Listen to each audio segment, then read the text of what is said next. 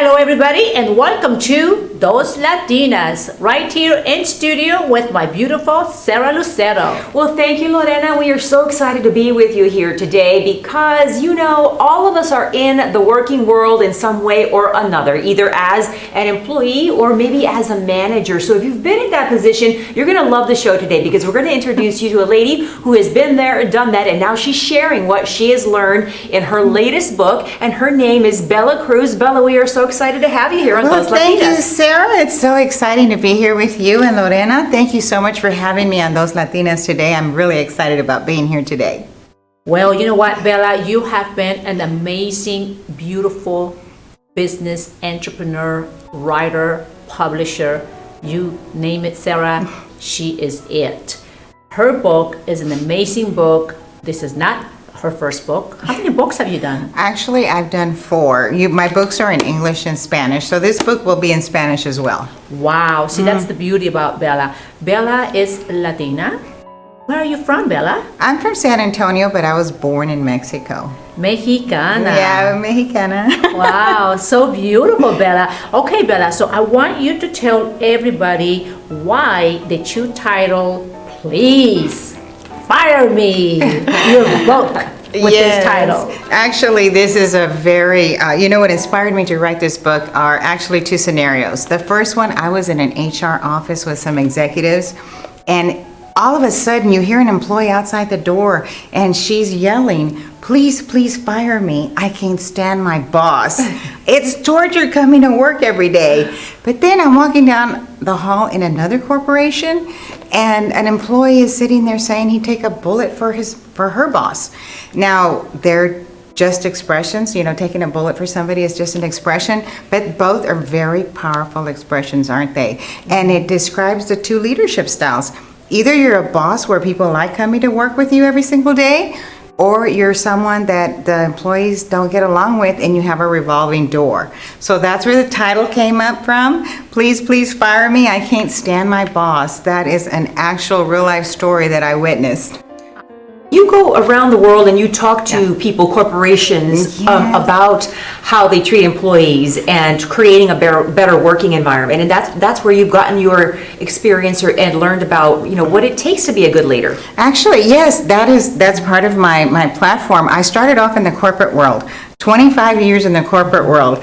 And so, an employee is not going to go and tell their boss when they can't get along with them, hey, you know what, let's have a talk because your leadership style, I don't want to be here, because you're not a great leader. So what I did was I started interviewing, helping them solve problems. I've conducted thousands of leadership workshops, employee workshops. I've done a lot of face-to-face interviews, and I've also conducted surveys. And so the employees told me how they felt about these leaders that had a revolving door, that the employees didn't like coming to work every day, but they also gave me the characteristics of a boss they wanted to work for. And you know what? I also interviewed leaders because they have bosses too. So that's what I did. I came up with 7 principles that include the do's and don'ts for an accountable leader, how they can create that high trust culture in the workplace, and the 7 principles will help leaders connect with their employees so that they do like coming to work. They like being there with their boss. I love the name, Sarah. Now, when I read this, Please Fire Me, I said, I can't wait till I read this book because you know what? I've heard of a lot of people that mention, I want to get fired. Please, I wish they'd fire me. I was like, I never understood why would they want to be fired. I mean, there's so many people so desperate looking for a job, Sarah. What do you think? Well, in the industry that I worked in television news, I met quite a few people who were just begging and trying to be fired because they were so unhappy with the working situation and circumstances. Absolutely, so, yeah. I felt for them. It's sometimes when the managers aren't the right fit or the right person for that job, it is hard to go to work every day. Oh, it is. And you know what winds up happening is that you're working alone because the supervisor, the manager is working by themselves because most of them that are like that are micromanagers. Mm-hmm. And they're so busy with their activities in front of them and looking at at what the employees are doing instead of tapping into their highest potential. You know, I do lean events with organizations, and those really get into the pain points of an organization, you know, that we identify the current state, the future state, and we incorporate an implementation plan to make the organization better, to scale it and leverage it, right? Well, it amazes me how many times when we're coming up with the recommendations, because I go and I do real life observations with the employees, right? Because a job description is totally different from doing operations, you know, physical observations and actually watching live what they're doing in the workplace. And when they come up with the recommendations, they're amazing. And of course, they have to be approved by executive leaders. But you don't know how many times a leader has told me, I can't believe my employees came up with that. And they don't mean to say it in an ugly way, but they're surprised. But what's happened is that they lost that connection, that communication with the employee. And so what I always ask them is, well, did you ever ask them? Did you ever ask them for their feedback? Are you asking those open-ended questions? Are you asking, what are our customers saying about us? You know, what challenges do you have this week? How can I help you? And when you ask even those 3 simple questions, you're going to get a lot of feedback from these employees. You know what would be so great, and maybe you already have this in the book, but to have a quiz for managers. All managers should take this 20-question quiz to see, are you a good manager? And then tell them, read my book, and then find out, you know, how to become a better manager. I'm so glad that you said that, because there's actually questions in the book that are asking them, you know, they're open-ended questions for them to assess where they are with their leadership style. What type of leader are they? What do the employees do when they walk in the room? Do they scatter? Or are they coming up to you, you know? Are they asking you questions? Or are they silent? You know, one of the most valuable things that a leader needs to be self-aware of is that when there's silence in meetings, that's not golden. That is not golden. It's like they're either afraid of you, you know, you're not engaging them, you're not motivating them, you're not including them in what's happening, or they might already be looking for another job because they're not engaged. So silence is not golden in meetings. So what I love about Bella is that Bella has been the beautiful woman that listens. Not only that she listens, she knows how to speak to people. And in order for you to be successful as a business entrepreneur, in order for you to be a great boss, in order for you to be a great leader, you have to be able to be a great listener. And what I love about you, Bella, is that you, not only that you speak worldwide, because Sarah, I want you to know that she's been in India, she's getting ready to go to Australia, in Paris. I mean, she goes around worldwide. So, you know, she's just not here locally in San Antonio. I mean, what a joy is to have her right here based in San Antonio. But she goes around worldwide doing these big, huge speaking engagements, and that's what attracted me to Bella. What attracted me to Bella is because personally, I want to be a better person myself. I want to be a better CEO. I want to be a better boss. I want to be a better owner. I want to be a better person. You know, when you are in my situation, you wear all the shoes. Yeah. And you have to understand people. You have to understand and be able to work with them and balance with them. And that's where Bella comes out. She comes out and she helps those CEOs, those big, huge corporations out there, how to be able to manage. I mean, here I am just, you know, a small business, but Bella helps out businesses that have hundreds, if not thousands of employees under their umbrellas. Can you imagine that? Yeah, how do you do that, Bella? How do you go in and you talk to the CEO and help the CEO understand how he needs to change the corporate environment and then spread it out into the corporation? Well, there's different things that I do. One of my favorite things to do is the executive coaching, because what I do first is go in there and do a discovery meeting. And I ask them certain questions, and in those open-ended questions where they're not giving me a yes or no answer, I ask them, what are their pain points? What's keeping them up at night? You know, what are they worrying about? You know, what are the things that if you know they could change everything, what would success look like to them? what is your ideal corporation? Where do you want to be in the next 5 years and things like that. So but the best thing that happens is when they start working on those pain points, the things that keep them up at night, because those are very, they have a lot of stress. Like, can you give us examples? Well, What are they stressed about? well, every company is different, but a lot of times, especially today with the pandemic, people are really just focusing on their business models and how to do things different. I like to use an example that I heard from a YouTube video by Tony Robbins. And he says, how do you take over an island? Well, he says, you burn the boats. So that's one of the things that I like to go in right away when I meet with them, because they have so many paradigms, so many traditions, so many, we've done this, like this, it's been working, but now it's not working anymore, whatever the case may be, they might want to scale their business.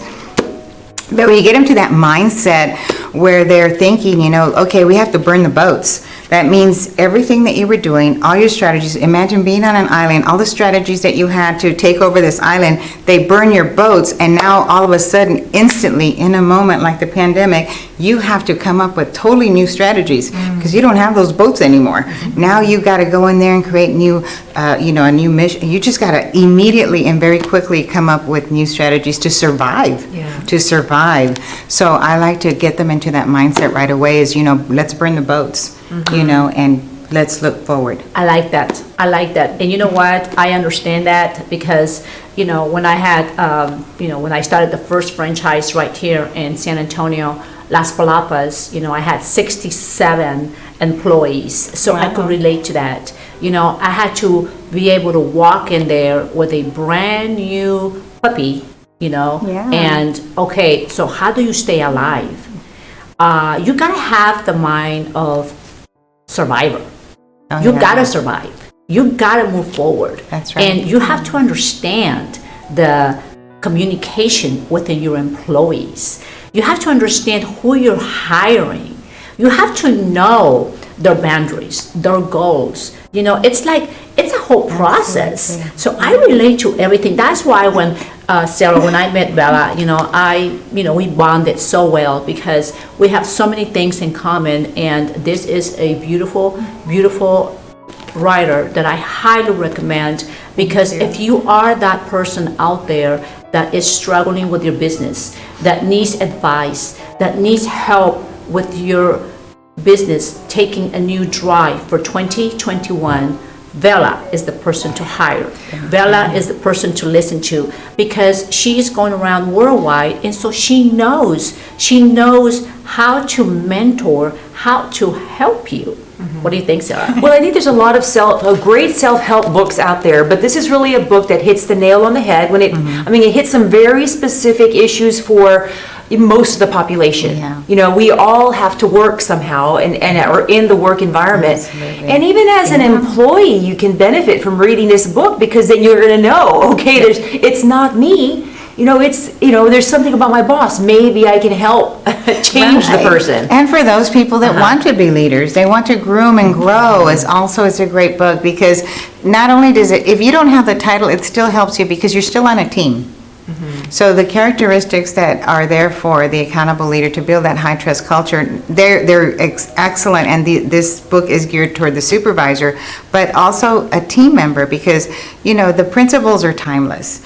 For example, the first three, you have to have integrity and competence. I mean, it's great to have values and you have to have those, but if you don't know your job and you're not competent, people aren't going to respect you. The second one is they have to be approachable. The third one is, you can't have any favorites. So I go deep into describing the do's and the don'ts, like what it looks like to not have favorites as a leader and to bring that team forward, and also what happens in the consequences when you do have favorites. Do you know that having favorites, out of all the surveys and face-to-face interviews and the workshops, having favorites was the number one complaint from the employees? Really? Yeah, that was the number one. But in the relevancy of the principles, how they're in the book, well, that is definitely something that they need to work on. But they do have to have that integrity and competence and be approachable in order for the employees to trust them as well. Yes, and you know what? So- That is absolutely correct, Bella. So one thing that I've learned, and I can speak for myself, is that I treated everybody equally. And I treated people exactly the way I wanted to be treated. That's why I was very successful with my restaurant, Las Palapas. And if you go there today, 20 years later, it's still there, it's still open, it still is the number one most fastest serving restaurant in San Antonio, and the employees that were there with me are still there. The main cook, the lead cook is still there. So Bella, I must have done something right. You left your legacy. I must have done something right. But the key was I treated people the way I wanted to be treated, Bella. I treated people equally. I never had any favoritism to anyone. I mean, I had my front manager, my back manager, my supervisors, my lead waiters, everybody had a lead, somebody to work under, because, there's just so many hats in the restaurant industry that you just can't do it all. But the whole key here is treating everybody equally. So Bella, I have a question for you. Yes. What inspired you to be a publisher? Well, once I got all that experience in the corporate world, I wanted to leverage my business and scale, myself as who I am now. So now I am a motivational speaker, a global motivational speaker, an award-winning executive coach, and I'm a best-selling author. So, and in the future, I'm going to be moving more towards my platform's always going to be about leadership, but I'm moving into the women platform, doing a lot more conferences. I want to have some products and things like that to sell as well. Yeah. So that's one of the things that I'm looking forward. I'm so glad I know you, and especially Miss Fashion over here, with her fashion industry as well. That's what I'm moving forward to. Well, I think all women and men too, you want to take steps to get to that position where you're a better person, a better leader. And so if you provide products, that's really exciting, because people can buy something, and every day, you go through the routine, which is, what the product is having them do to help them get to that next step. Absolutely. And I'm also creating a program all around the book. I'm going to have it online. And so this book is coming out in January, but I'm going to have it online so that people can buy the program online, and it's going to be a 7-week program. I'll be coaching them through. It'll be an evergreen program as well, but I'm going to create more, and definitely it'll help leaders and employees, go through the program. And that's what I love about Bella. You know what? The year 2020 for her was a busy year. She was writing a book. She was, designing herself for 2021. I spoke to her earlier, and, I said, Bella, what do you have for 2021? And she says, Lorena, I am ready to move forward. I want to be able to create something new that's going to go along with everything that I have been doing. I want to be able to offer a product, not only a service, but also a product in something.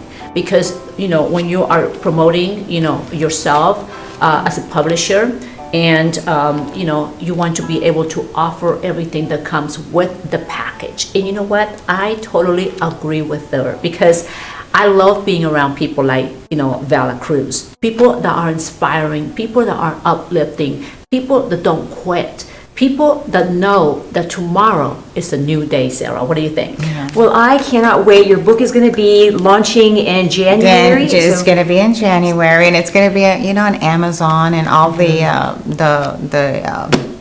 virtual platforms. the platforms, all the platforms, and I'm working on getting them into the stores and stuff. So I hope that our audience and everyone will help me do that, because we need each other. I can't do it alone. So I'll need people to help, with getting the book. I know. I'm looking forward to reading it. I'm also looking forward to being exposed to one of your seminars. You're going to be going to Australia. You're going to other places around the world. But if you're able to put it on an evergreen type of platform, and people can subscribe to it and be part of it, that's going to be very exciting in 2021. Oh, and I'll be doing conferences here as well. So good. I do some Sign up here for that. in Texas, and nationally as well, so.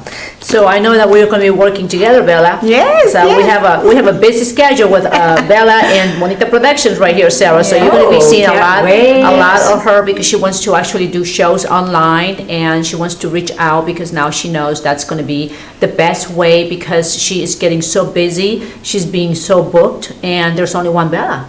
So I said, Bella, the way to do it is putting it through, shows, Yeah. series, and put them out there worldwide. Where, you should. Oh my gosh. Yeah, so That would be great. that's going to be really, really exciting to do with Bella for next year, for 2021. Okay, Bella, so I only have one little question for you.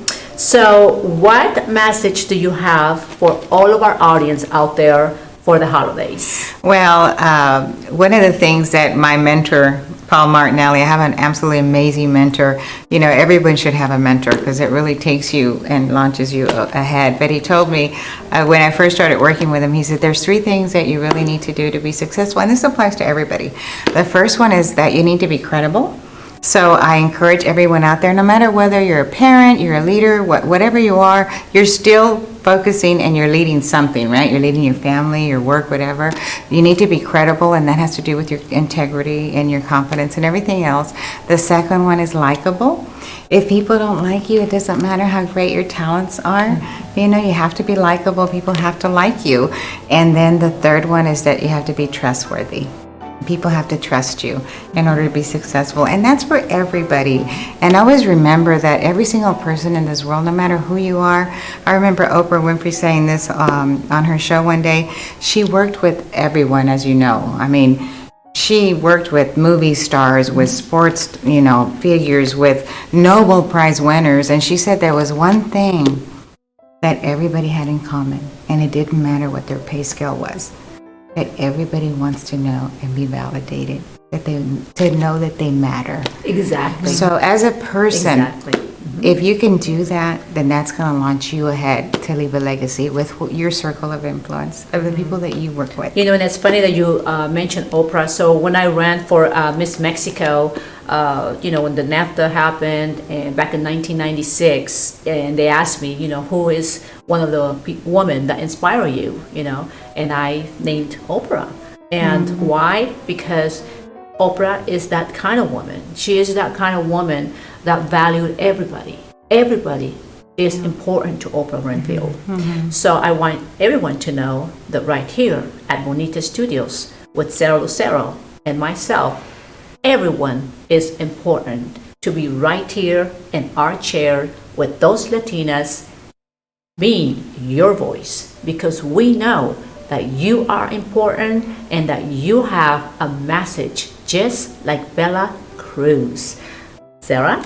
So we want to thank you, Bella, for trusting us to tell your story and to share your story with our audience. We love having you here. And we would also like to ask our audience to trust us to tell your story, to share your message, the work you're doing in the community right here on Dos Latinas, because we cannot wait to talk to you. And we cannot wait for this book to come out. Please fire me. Look for it, Amazon and in your local stores. Thank you. Thank you so much, Sarah. Thank you, Lorena. It's been an honor to be here with you today. I'm so excited.